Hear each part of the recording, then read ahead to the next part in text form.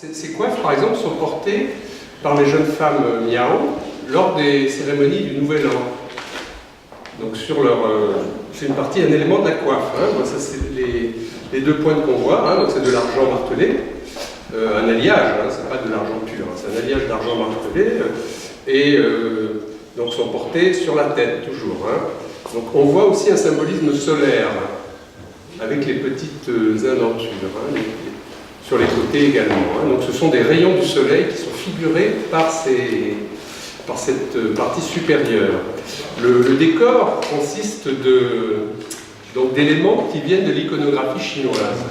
Parce que les Miao étaient très sinisés. C'est une population de plusieurs millions d'habitants. Hein. C'est pas... Voilà, en Chine, on est tout de suite, quand on parle de minorité ethnique nationale, on a des populations très importantes. Ils sont dans le Guizhou et le Guangdong. Les deux provinces qui suivent.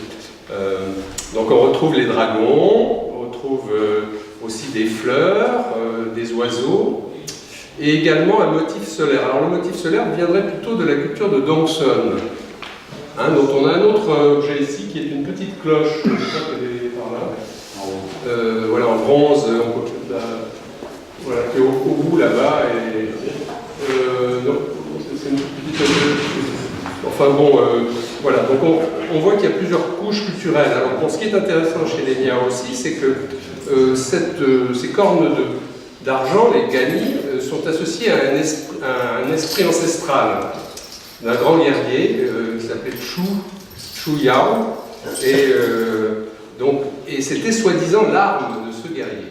Donc ça c'est très intéressant aussi. Donc on voit qu'il y a tout un complexe autour de cet objet.